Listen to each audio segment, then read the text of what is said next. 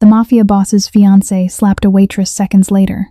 The entire restaurant fell silent. "Do you have any idea who I am, you clumsy little rat?" The sickening, sharp crack of an open palm against a cheek shattered the low, elegant murmur of the dining room. Kinsley stumbled backward, her hand flying instinctively to her stinging face as the crystal wine glass she'd been holding shattered across the pristine marble floor. Above her stood Isabella, diamonds flashing violently at her throat, her face twisted in ugly, unrestrained entitlement. The entire restaurant froze in terror. Forks halted halfway to mouths. Waiters turned into statues. But the true, suffocating silence didn't fall because of the slap. It fell because Ezra, the most feared man in the city, slowly stood up from the table, and his cold, deadly gaze wasn't fixed on the waitress. It was fixed on his fiancée. The sound of the slap seemed to hang in the air, echoing off the vaulted, frescoed ceilings of Laura, the city's most exclusive dining establishment. This was a sanctuary of wealth, a place where fortunes were negotiated over plates of white truffle risotto and bottles of vintage Bordeaux. Violence here was supposed to be financial, whispered behind linen napkins, never physical, and certainly never this loud. The deep crimson stain of the spilled Merlot was already seeping into Kinsley's crisp, white apron, blooming like a fresh wound against her chest. She stood frozen, the sharp, biting pain radiating across her left cheekbone, her breath hitched in her throat, a trapped, panicked sound that she fought desperately to swallow down. She could not cry. She would not let herself cry. Isabella stood towering over her, her chest heaving with theatrical outrage. She was a vision of inherited wealth, wrapped in a shimmering emerald gown that clung to her perfectly sculpted figure. Her manicured hand, the one that had just struck Kinsley, hovered slightly in the air, trembling not with remorse, but with the adrenaline of her own cruelty. "Look at my dress," Isabella shrieked, her voice shrill and grating against the soft, classical string music that had abruptly stopped playing in the corner. "This is custom silk, you stupid, incompetent girl. I want the manager right now. I want you on your knees cleaning this up with your bare hands." Kinsley lowered her eyes to the floor, her vision blurring slightly from the sting of the blow. The shards of crystal lay scattered around her worn, sensible black shoes. She had worked a 14-hour shift. Her feet were numb, her back ached with a dull, throbbing persistence. And now, her face felt as though it had been set on fire. She needed this job. She needed the tips, the meager hourly wage, the leftover bread she was sometimes allowed to sneak home. If she fought back, if she even spoke out of turn, she would be fired instantly. And if she was fired, her younger brother, Leo, would lose the medication keeping his lungs functioning. So, Kinsley bit the inside of her cheek until she tasted copper, maintaining a fragile, dignified silence. "Are you deaf?" Isabella hissed, taking a step closer, her stiletto heel crunching aggressively down onto a piece of broken glass. "I told you to get on your knees." Then came the sound that made the entire room stop breathing entirely. It was the simple, heavy scrape of a wooden chair pushing back against the marble. Ezra rose to his feet. He moved with the slow, deliberate grace of a predator that had just caught a scent in the wind. He was a tall man, broad-shouldered, tailored in a charcoal suit that cost more than Kinsley would make in a decade. His face was a mask of chiseled, terrifying indifference. This was Ezra, the man who owned the shipping docks, the underground casinos, and half the politicians sitting in this very room. He was a man whose mere displeasure could make businesses vanish overnight. Isabella immediately softened her expression, turning to him with a pouting, victimized look. "Darling, I'm so sorry," she cooed, her voice dropping an octave to something sickeningly sweet. "This idiot tripped and ruined our evening. But don't worry, I'm having her fired." Ezra did not look at Isabella. His dark, impenetrable eyes were locked entirely on Kinsley. He stared at the red handprint slowly rising on Kinsley's pale skin, standing out in stark contrast to her exhaustion. For an agonizingly long moment, nobody moved. The waitstaff holding trays of hot food stood petrified. The wealthy patrons held their breath, waiting for the Mafia boss to erupt, expecting him to order the waitress dragged out into the alleyway for disrespecting his future wife. Ezra finally took a step around the table. His shoes made no sound on the floor. He stopped mere inches from Kinsley, towering over her. Kinsley squeezed her eyes shut, bracing herself for the final blow, bracing for him to finish what his fiancé had started. "Look at me," Ezra commanded. His voice wasn't a shout. It was a low, resonant baritone that commanded absolute, instant obedience. Trembling, Kinsley opened her eyes and tilted her chin upward. She met his gaze. His eyes were the color of storm clouds, dark and turbulent, searching her face with an intensity that made her heart slam against her ribs. He looked at her eyes, then down to the slight, jagged scar just below her jawline, a scar she had gotten years ago. Ezra's breath caught, an infinitesimal hitch that no one but Kinsley, standing so close, could have noticed. A strange, unrecognizable emotion flickered behind his cold exterior. It was a ghost of a memory, a sudden, violently clear recognition. Ezra slowly turned his head to look at Isabella. The temperature in the room seemed to plummet by 10 degrees. "Apologize," he said softly. Isabella smiled triumphantly, gesturing toward Kinsley. "You hear him? Apologize to me, you little brat." "No." Ezra's voice sliced through the air like a straight razor. He took a step toward Isabella, his presence looming, dark and suffocating. "You will apologize to her, right now." Isabella's smile shattered. Her mouth dropped open in shock, her perfectly lined lips trembling. "Ezra, what? She spilled wine on me. She's a nobody. You want me to apologize to a servant?" "I will not repeat myself," Ezra said, his tone devoid of any warmth, any affection. It was the voice of the ruthless syndicate leader who had conquered the city's underworld. "Apologize to the girl, Isabella, or walk out of this restaurant and never speak my name again." The crowd gasped in unison. Isabella's face flushed a deep, humiliated purple. She looked around the room, seeing the city's elite watching her supreme embarrassment. Tears of pure rage welled in her eyes. "You're choosing a clumsy waitress over your fiancé? Over my family?" "We are no longer engaged," Ezra stated flatly, as easily as commenting on the weather. "Leave." Isabella let out a choked sob, grabbed her diamond-encrusted clutch, and fled the restaurant, her heels clicking frantically in retreat. Ezra didn't watch her go. He turned back to Kinsley, who was staring at him in sheer, unadulterated shock. He reached into his pocket, pulled out a pristine silk handkerchief, and gently, with astonishing care, offered it to her. Kinsley didn't take the handkerchief. She couldn't. Her hands were shaking too violently. Her fingers curled tight against her palms, as if holding onto the last shreds of her reality. She stared at the offered silk, then up at Ezra's face, searching for the punchline, the trap, the hidden cruelty. Men like him didn't offer kindness to women like her. They offered ultimatums.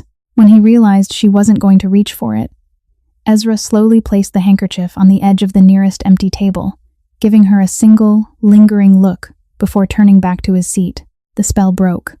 The maitre d' snapped his fingers, and suddenly, 3 busboys rushed forward with towels and brooms, sweeping the shattered glass away in frantic, terrified motions. Kinsley stumbled backward, turning on her heel, and practically sprinted toward the swinging double doors of the kitchen.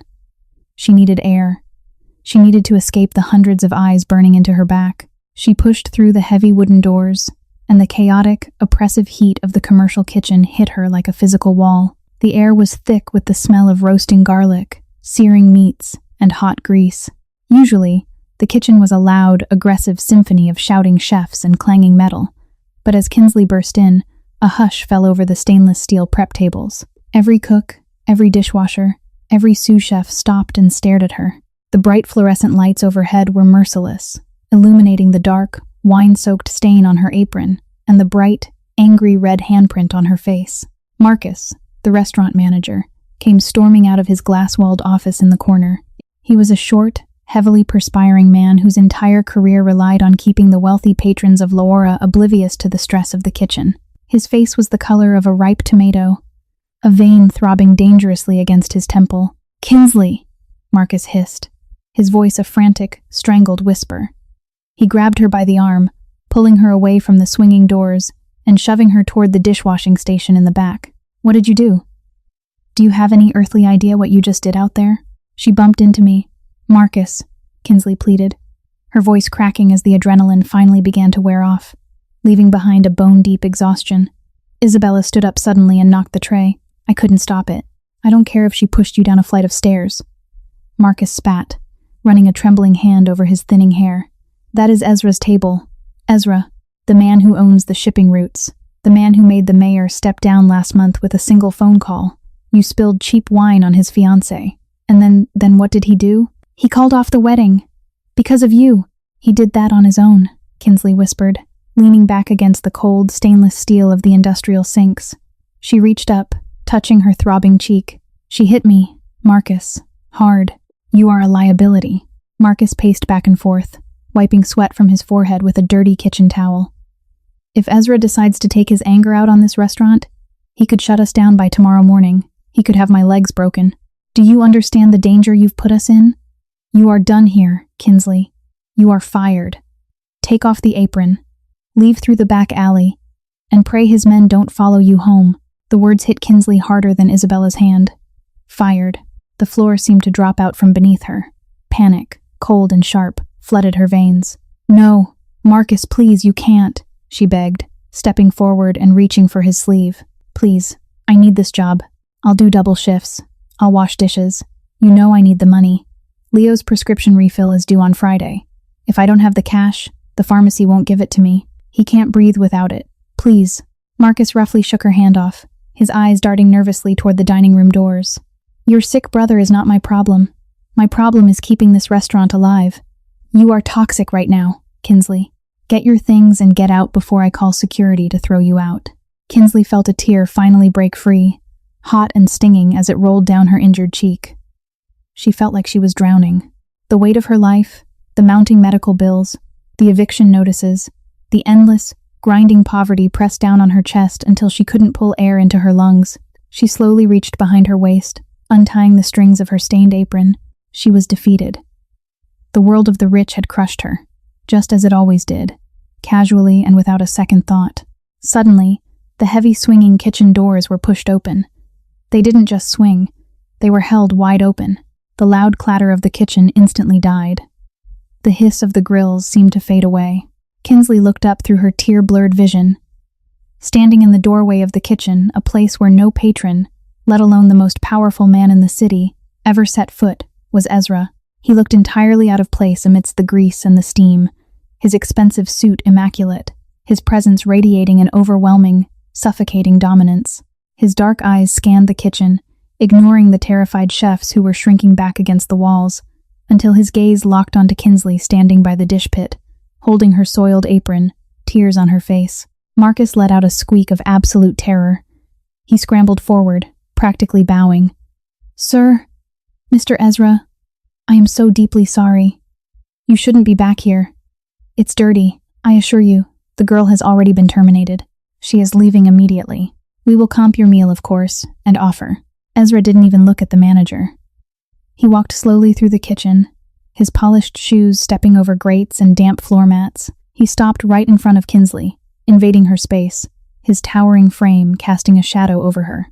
He looked down at the apron in her hands, then back up to her tear-streaked face. Put it back on, Ezra said. His voice was quiet, but it commanded the room. Kinsley stared at Ezra, her mind struggling to process the command. Her fingers, still trembling, gripped the crumpled, wine-stained fabric of her apron. The kitchen around them was as silent as a graveyard. Even the ventilation fans seemed to hum at a lower pitch, terrified of interrupting the Mafia boss. I was fired, Kinsley whispered, her voice barely audible over the rush of blood in her ears. She didn't want to look him in the eyes, fearing what she might find there, but she couldn't look away. There was an intense, magnetic pull to his presence, a dark gravity that anchored her in place. Ezra finally tore his gaze away from Kinsley and slowly turned his head to look at Marcus. The manager was vibrating with anxiety, his face now completely drained of color. Ezra didn't shout. He didn't have to. You fired her. It wasn't a question. It was a statement of fact, laced with a quiet, lethal disappointment. Marcus swallowed hard, his Adam's apple bobbing frantically. Yes, sir. She caused a disruption. She ruined your evening, Mr. Ezra. It's standard procedure to remove incompetent staff who upset our VIP clientele. I was only trying to ensure your comfort, sir. Ezra took a slow, deliberate step toward Marcus. The manager instinctively shrank back, pressing himself against a stainless steel refrigerator. My comfort, Ezra repeated softly, tasting the words as if they were bitter. My fiancé physically assaults your employee in the middle of your dining room. A woman working under your roof, under your supposed protection, is struck across the face. And your solution to ensure my comfort is to throw her out into the street and take away her livelihood? Sir, I thought, Marcus stammered, sweat dripping off his nose. "You didn't think," Ezra interrupted, his voice dropping to a dangerous, gravelly whisper. "You coward. You punished the victim because she was weak, and you appeased the aggressor because she was rich. I despise cowards." Ezra reached into the inside pocket of his suit jacket. The sudden movement caused 3 of the line cooks to flinch visibly, expecting him to pull out a weapon. Instead, Ezra retrieved a sleek, black leather wallet. He pulled out a thick stack of crisp, $100 bills. He didn't count them. He just held the stack out. "What is her monthly salary?" Ezra asked, not looking at Marcus, his eyes fixing back on Kinsley. Maybe $1,200, sir. Plus tips," Marcus choked out. Ezra's jaw tightened. A muscle feathered in his cheek. $1,200. He spent more than that on a single bottle of whiskey. He looked at Kinsley's worn shoes, the fraying cuffs of her uniform shirt, the deep, purple bags under her eyes that spoke of chronic, desperate exhaustion. He saw the burn marks on her forearms from reaching over fryers. He saw a girl who was drowning in a world that didn't care. Ezra tossed the stack of bills onto the metal prep table. It hit with a heavy, substantial thud. "That is for the disruption," Ezra said to Marcus. "Now, listen to me very carefully. As of tonight, Kinsley's salary is quintupled. She works the shifts she chooses. If a customer speaks down to her, they are permanently banned. If anyone lays a hand on her ever again, I will personally hold you responsible. If she is fired, if she is reprimanded, if she so much as sheds a single tear because of this establishment." Ezra leaned in, his face inches from Marcus's terrified, sweaty visage. "I will burn this restaurant to the ground with you inside it. Do we understand each other?" Marcus was shaking so hard his knees were visibly knocking together. Yes, absolutely, Mr. Ezra. Completely understood. She's our best waitress. We love her." Ezra turned his back on the manager in utter disgust. He looked at Kinsley again. The fierce, terrifying aura that had surrounded him moments ago seemed to evaporate as he looked at her. His shoulders dropped slightly, and the harsh lines around his mouth softened. "Put the apron back on, Kinsley," he said gently. "Finish your shift. No one will bother you tonight." Kinsley was utterly bewildered. This didn't make sense. The apex predator of the city's underworld was acting as her personal shield. Why? Why did he care about a nobody? She slowly unfolded her apron and tied it around her waist, her hands moving mechanically. "Why?" she breathed out, the question escaping her lips before she could stop it. "Why are you doing this?" Ezra stared at her for a long time. The bustling sounds of the kitchen slowly began to resume around them as the staff realized they weren't going to be murdered. Pots clinked, water ran, but Ezra and Kinsley existed in a silent bubble. "You don't belong in a place where people treat you like dirt," Ezra finally said, his voice carrying a strange, heavy sorrow. He glanced down at the silver chain barely visible beneath the collar of her shirt. "I owe a debt. I always pay my debts." Before Kinsley could ask him what he meant, what debt he could possibly owe a girl who lived in a crumbling apartment on the wrong side of the river, Ezra turned and walked out of the kitchen. The doors swung shut behind him, leaving Kinsley standing in the humid, grease-scented air, her heart pounding a frantic, confused rhythm against her ribs. She was safe. She had her job. But as she touched her bruised cheek, she realized she had just become the center of attention for the most dangerous man in the city. The rest of Kinsley's shift passed in a bizarre, dreamlike blur. She moved through the dining room like a ghost. No customer dared snap their fingers at her. No one complained if their water glass was half empty. The entire restaurant had witnessed the Mafia boss claim her under his protection, and they treated her as if she were made of volatile explosives. Even Marcus practically bowed whenever she walked past, offering her free breaks and plates of expensive food she was too nauseous to eat. When midnight finally struck, Kinsley clocked out. She changed out of her wine-stained uniform and into her own clothes, a worn gray hoodie, faded jeans, and a thin olive-green canvas jacket that offered zero protection against the biting autumn wind. She pushed open the heavy steel back door of the restaurant and stepped out into the alleyway. The alley behind La Ora was a stark contrast to the opulence of the front entrance. It was a narrow, claustrophobic corridor of brick and concrete, reeking of rotting garbage and damp cardboard. The single streetlight at the far end flickered unreliably, casting long, menacing shadows against the dumpsters. A cold drizzle had begun to fall, slicking the cobblestones and biting into Kinsley's cheeks. She pulled her hood up, burying her hands in her pockets, and began the long walk toward the subway station. She was exhausted. Her mind was racing, replaying Ezra's dark, intense eyes and the impossible things he had said. I owe a debt. What did that mean? She had never met him before tonight. She would have remembered a man like that. Halfway down the alley, Kinsley heard the scrape of a boot against wet pavement. She froze. The sound hadn't come from behind her. It came from the shadows directly ahead. Two figures detached themselves from the darkness beside a rusted dumpster. They were large men, broad-shouldered, and dressed in dark, expensive leather jackets. They didn't look like common muggers. They looked like professionals. Kinsley's blood ran cold. She took a step back, her eyes darting around for an escape route, but the alley was walled off on both sides. Well, the first man said, his voice a cruel, grating drawl. He stepped into the dim pool of light, revealing a scarred face and a malicious grin. Isabella wasn't kidding. You are a scrawny little thing to cause so much trouble. Panic, pure and unadulterated, seized Kinsley's throat. Isabella. Of course. The humiliated fiancé wasn't going to just walk away after being dumped in front of the city's elite. She had sent her family's muscle to finish the job, to teach the waitress a lesson about knowing her place. I don't have any money, Kinsley said, her voice shaking despite her desperate attempt to sound brave. Just let me pass. I won't say anything. Oh, sweetheart, we don't want your pennies, the second man chuckled, pulling a thick, heavy wooden baton from inside his coat. He tapped it rhythmically against his palm. We're just here to deliver a message. Miss Isabella doesn't like it when trash steps out of the gutter and ruins her night. She asked us to make sure you won't be serving tables or walking for a very long time. They lunged. Kinsley screamed, spinning around to run back toward the restaurant door, but one of the men was impossibly fast. He grabbed a fistful of her hood, violently yanking her backward. Kinsley hit the wet pavement hard, scraping her palms and knocking the wind out of her lungs. The man stood over her, raising the baton high into the air. Kinsley squeezed her eyes shut, crossing her arms over her head, bracing for the bone-shattering impact. Suddenly, the alley was bathed in a blinding, brilliant white light. The harsh roar of a high-powered engine echoed off the brick walls. The men froze, shielding their eyes as a massive black SUV tore into the alleyway, its tires screeching against the wet pavement. It skidded to a halt mere feet from where Kinsley lay. Before the engine even died, the doors flew open. 3 men in immaculate black suits poured out. They moved with a terrifying, synchronized efficiency. There were no shouts, no warnings. The sound of fists hitting flesh, of bones cracking, filled the narrow space.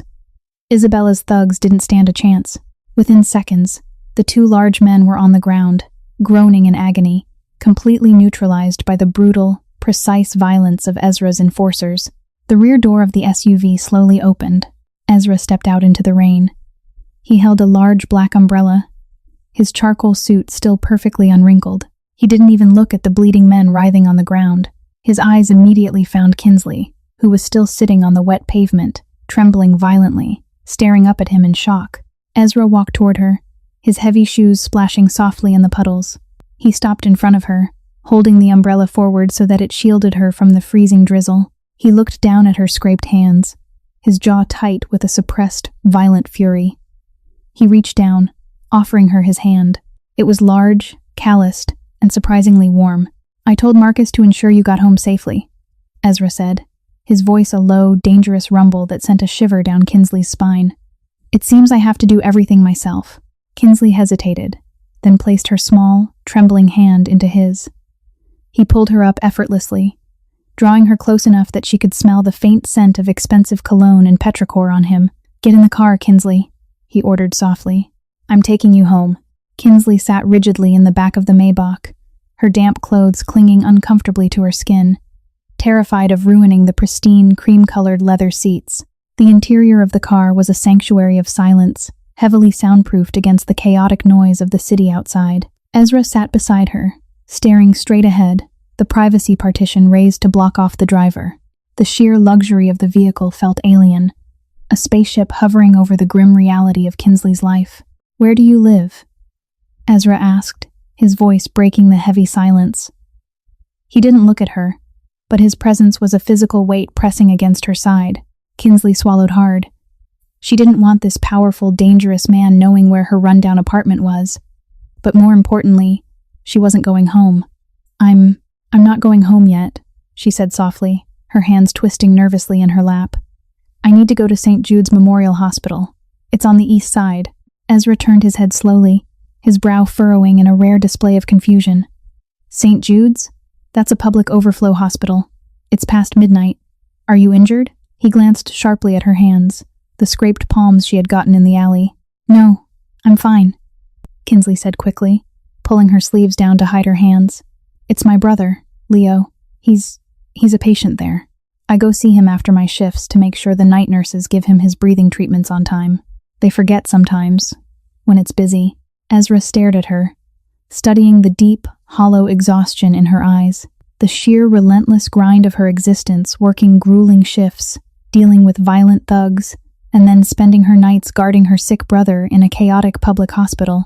He tapped twice on the privacy glass. It slid down an inch. Change of destination, Ezra told the driver.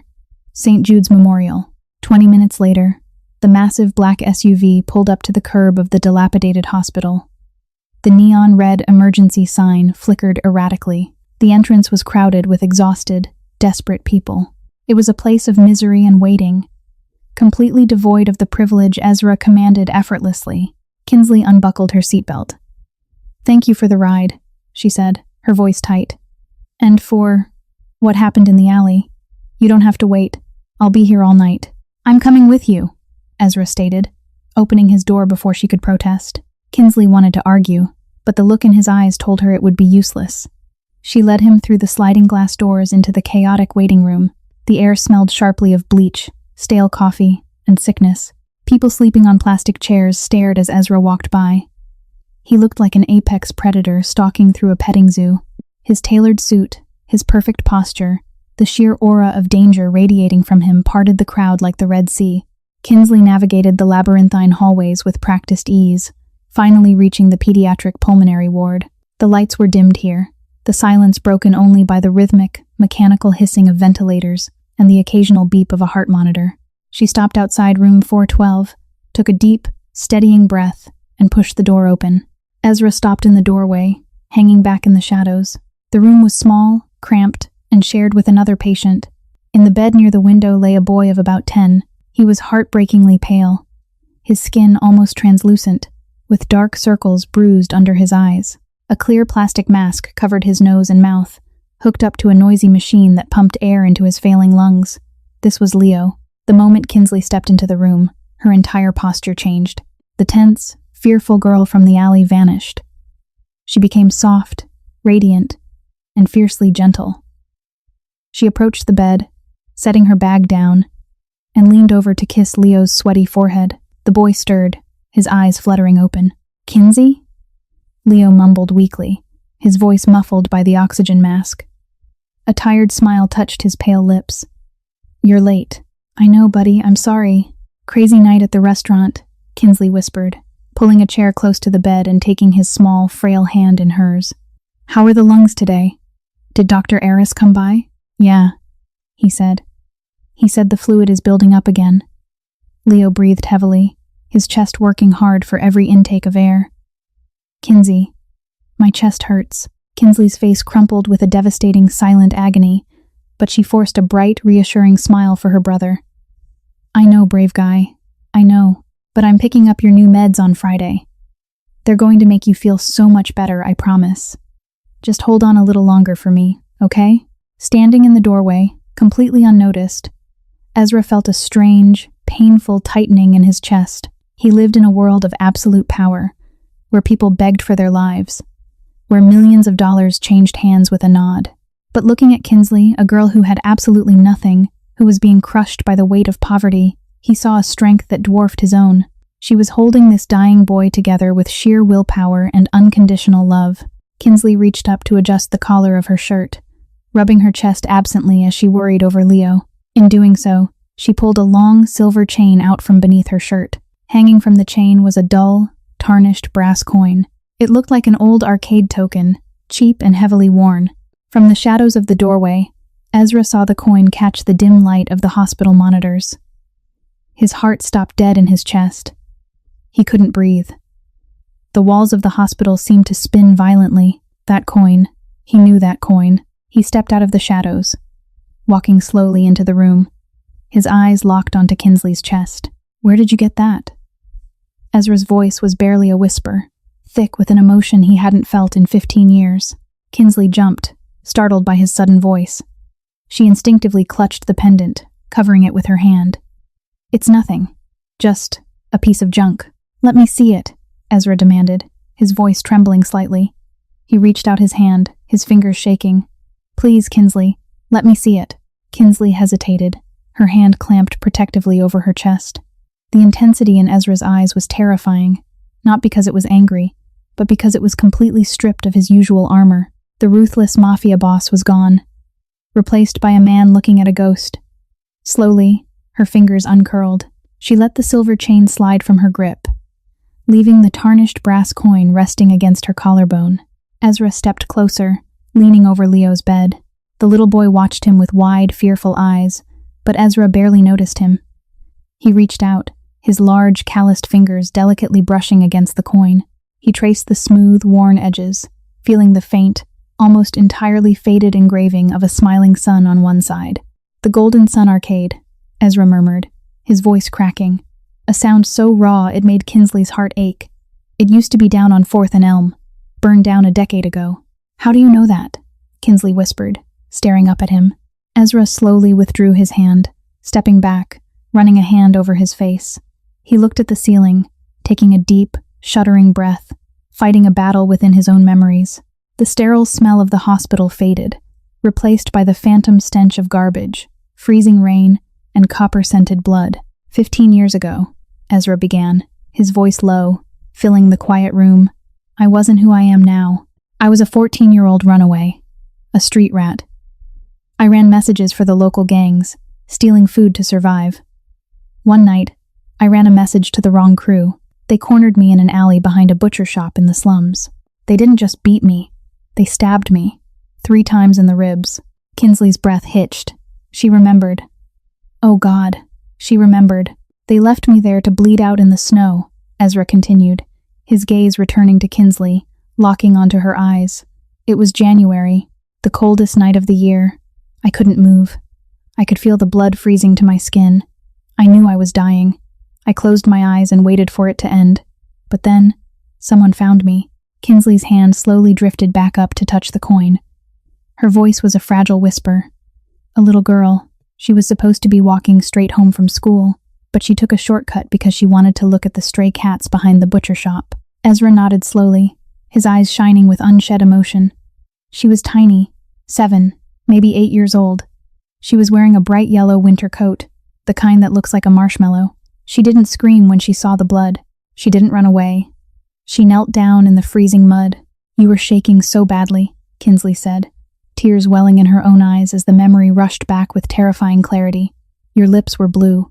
You told me not to get help, because the men who hurt you would come back and kill me." "So, the little girl took off her bright yellow coat," Ezra said, his voice thick with reverence. "She took off her coat and her red wool scarf, and she wrapped them around a dying gangbanger. She pressed her scarf into the stab wounds to stop the bleeding, and she sat with me, in the freezing cold, in her thin school uniform, shivering until her teeth chattered, refusing to leave me alone in the dark." Kinsley wiped a tear from her cheek. "You were crying. You told me you didn't want to die because you had never won a prize at the arcade." Ezra let out a short, wet laugh, pointing at the coin on her chest. "I had that token in my pocket. I stole it earlier that day. I gave it to her. I told her it was a magic coin, that if she kept it, it would grant her a wish." He took a step closer to Kinsley, his tall frame looming, but devoid of any threat. He sank to his knees beside the hospital bed, bringing his face level with hers. "I passed out," Ezra whispered, looking into Kinsley's tear-filled eyes. "When I woke up, I was in a back alley clinic. An old doctor told me a little girl in a yellow coat had dragged me to his stoop, banged on the door until he answered, and then vanished into the snow. That coat saved my life. You saved my life, Kinsley."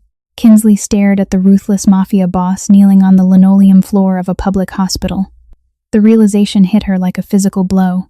The boy she had saved in the snow, the broken, bleeding teenager, had grown up to become the most dangerous, powerful man in the city, and she had been carrying his token around her neck for 15 years. "I never forgot your face," Ezra said, his voice fierce, practically vibrating with intensity. "When you looked up at me in the restaurant tonight, when I saw the scar on your jaw from where my attackers had grazed you when they ran by, I knew. I have spent a decade building an empire. Kinsley, I have wealth, I have power, I have men who would die for me, but I have never stopped looking for the girl in the yellow coat." He reached out, his large hand gently wrapping around her small, trembling fingers that rested on the hospital bed. "I told you in the kitchen, I owe a debt. You bought my life with a winter coat and a pure heart, and now, my life, everything I have built, it belongs to you." Leo, who had been listening in stunned silence, coughed weakly, adjusting his oxygen mask. "Does this mean you're not going to let the mean lady hurt Kinsey?" Ezra slowly turned his head to look at the sick boy. The terrifying, cold emptiness returned to his eyes, but this time, it was directed outward, weaponized to protect the two people in this room. "No one," Ezra said, his voice a promise written in stone and blood. "No one in this world will ever hurt your sister again, Leo." The morning sun cast a harsh, unforgiving light over the grimy windows of St. Jude's Hospital. Kinsley had barely slept, dozing fitfully in the hard plastic chair beside Leo's bed, her mind spinning wildly from the revelations of the night before. Ezra had eventually left, promising to handle some loose ends, but he had stationed 2 enormous men in dark suits outside the ward doors. Kinsley had felt a strange, terrifying sense of safety for the first time in her life, but that safety shattered the moment the ward doors slammed open. Kinsley jolted awake. Marching down the hallway, flanked by 2 sharp-suited lawyers and a very nervous hospital administrator, was Isabella. The ex-fiancée looked immaculate, dressed in a sharp white power suit, but her eyes were venomous, bloodshot with rage and humiliation. She stopped at the threshold of room 412, a cruel, triumphant smirk twisting her lips. Well, isn't this a tragic little scene?" Isabella mocked, stepping into the cramped room. She pulled a designer handkerchief from her purse and held it over her nose as if the air itself was offensive. "It smells like poverty and bleach."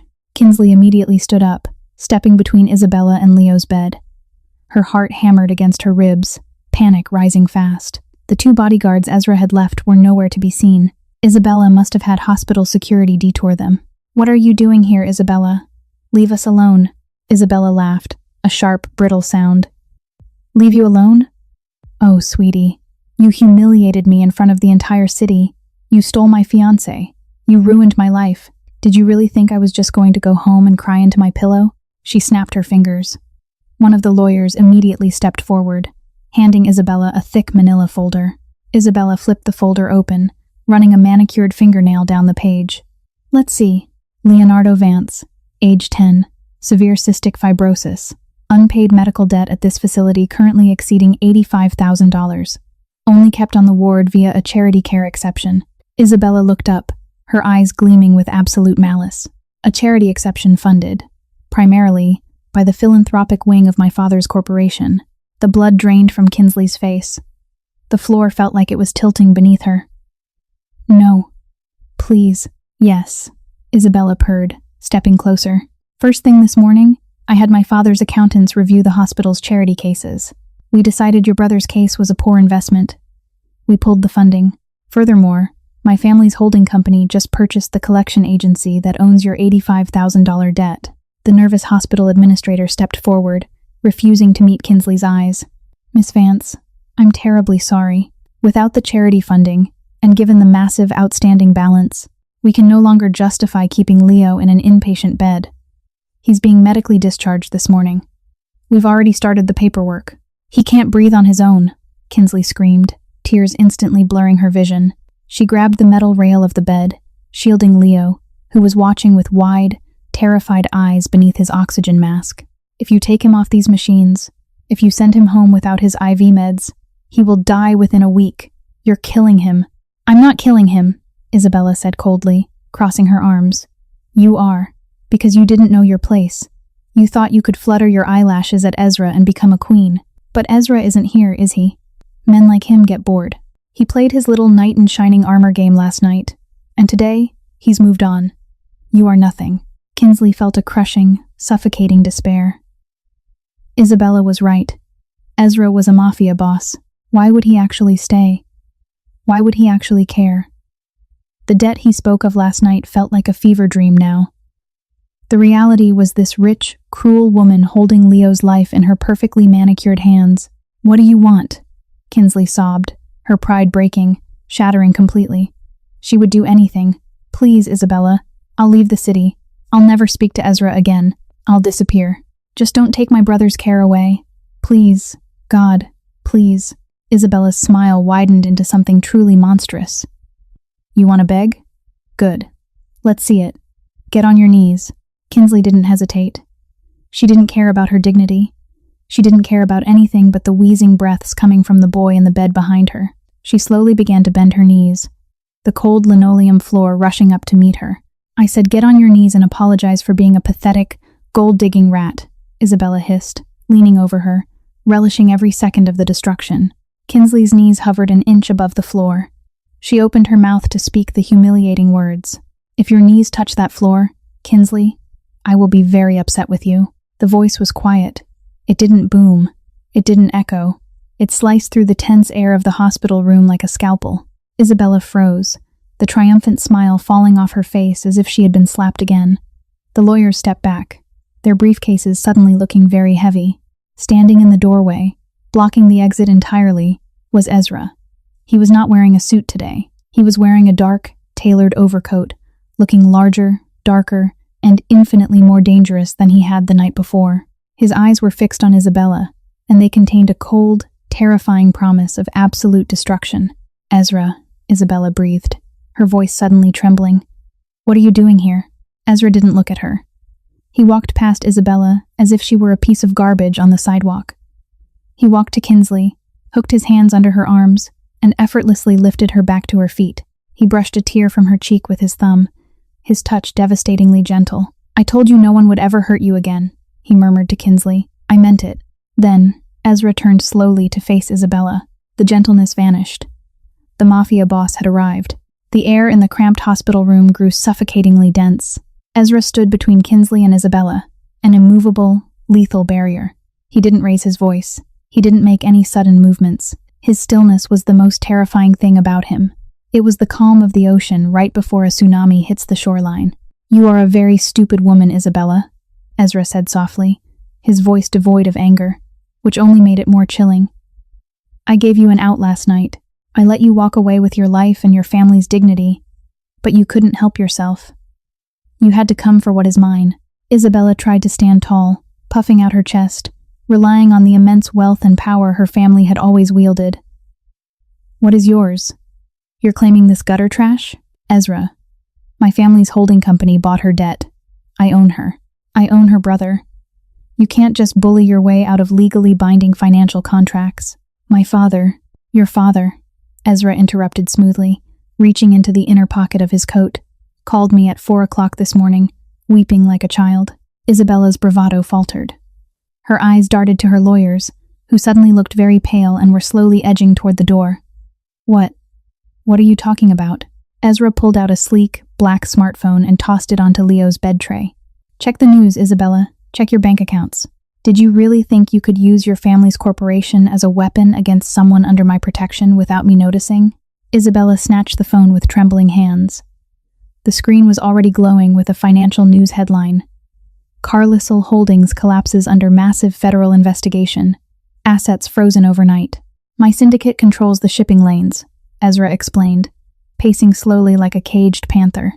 "We control the unions. We control the supply chains your father relies on to keep his factories running. At 2 a.m., I made 3 phone calls. The unions went on strike. The cargo ships carrying your father's materials were diverted. By 3 a.m., my people inside the DA's office leaked the offshore tax evasion files your father has been hiding for a decade." Isabella dropped the phone. It clattered against the metal tray. She backed away, her hands covering her mouth, horror stretching her features. No, you couldn't have. That's billions of dollars. You destroyed my entire family in a single night?" "I destroyed your family before breakfast," Ezra corrected coldly. "Your credit cards are declining as we speak. Your mansion is surrounded by federal agents. You don't own Kinsley's debt anymore, Isabella, because your holding company is currently being seized by the government." In fact, you don't own anything. Ezra turned his attention to the hospital administrator, who was visibly shaking, sweating completely through his shirt. And you, Ezra said, pointing a single, damning finger at the man, you were willing to throw a dying child onto the street to appease a rich bully. You are fired. If you are not out of this building in 5 minutes, I will have my men throw you out the window. Yes, Mr. Ezra, right away, sir, the administrator squeaked, dropping his clipboard and literally running out of the room, shoving past the lawyers. Ezra looked back at Isabella, who was now quietly sobbing, the reality of her total destruction crushing her. Get out of my sight, Ezra commanded, his voice a low growl. If I ever see you near Kinsley, or this hospital, or this city again, I will not use phone calls and bank freezes to deal with you. I will handle it the way my syndicate handles problems. Do you understand? Isabella couldn't speak. She nodded frantically, tears ruining her expensive makeup, before turning and fleeing the room, her lawyers scurrying after her like frightened rats. Silence fell over the room once more, broken only by the rhythmic hissing of Leo's ventilator. Ezra stood still for a moment, the dark, violent aura slowly dissipating from his shoulders. He let out a long breath, ran a hand through his dark hair, and turned back to Kinsley. Kinsley was staring at him, utterly overwhelmed. She had just witnessed a man dismantle a billionaire empire with the casual ease of swiping a fly off a table. The sheer, terrifying magnitude of his power was paralyzing. She took a small, involuntary step backward, her back pressing against Leo's bedrail. Ezra noticed the step. Pain flashed across his eyes. He stopped moving toward her. He understood. He had just showed her the monster he truly was, the ruthless apex predator of the underworld. Slowly, deliberately, Ezra lowered himself. Right there, on the grimy floor of the hospital room, the most feared man in the city dropped to one knee. He bowed his head, making himself smaller, entirely submissive to the girl in the cheap clothes. I'm sorry you had to see that, Ezra whispered, looking up at her from his knees. I know what I am, Kinsley. I know I am dangerous. I know I live in the dark. But I swear to you on my life, the darkness will never touch you. I will only ever use it to keep you in the light. Kinsley looked down at the billionaire Mafia boss kneeling at her feet. She looked at the silver chain around her neck, the worn brass coin resting against her heart. The terror slowly drained out of her, replaced by something profound and deeply moving. She stepped forward, reaching out, and gently placed her hands on his broad shoulders. Get up, Ezra, she said softly. You don't ever have to kneel for me. 6 months later, the air was crisp and clean, tasting of salt and pine. Kinsley stood on the expansive wooden deck of a sprawling, beautiful cliffside home, looking out over the churning ocean. She wore a thick, knitted cream sweater, her hair blowing freely in the wind. The heavy, dark exhaustion that had clouded her eyes for years was completely gone. In its place was a bright, peaceful radiance. The sliding glass door behind her opened, and the sound of boisterous laughter spilled out onto the deck. Kinsley turned and smiled. Leo came running out, his cheeks flushed a healthy, vibrant pink. He wasn't dragging an oxygen tank. He wasn't pale or fragile. The world-class specialists Ezra had flown in, the experimental treatments, the private, sterile environment, it had worked a miracle. Leo was a normal, energetic boy again. He held a brightly colored kite in his hands, sprinting across the deck. Kinsey, look, it's windy enough today, Leo shouted, his voice clear and strong. Go to the lower lawn, buddy. I'll be right down, Kinsley called back, her heart swelling with an impossible gratitude. As Leo bounded down the wooden stairs toward the grass, Ezra stepped out onto the deck. Kinsley's breath still caught slightly every time she looked at him. He looked different now. The sharp, terrifying edge of the Mafia boss had softened. He wore a simple gray cashmere sweater and dark jeans. The heavy shadows that used to cling to him were fading. Ezra walked up behind her, wrapping his strong arms around her waist, pulling her back against his chest. He rested his chin on the top of her head, sighing in deep, profound contentment as they watched Leo struggle joyfully to get the kite airborne in the wind below. He's getting faster, Ezra murmured, his voice rumbling against her back. I'm going to have to start working out more just to keep up with him when we play soccer. You're getting soft, old man, Kinsley teased, leaning her head back against his shoulder.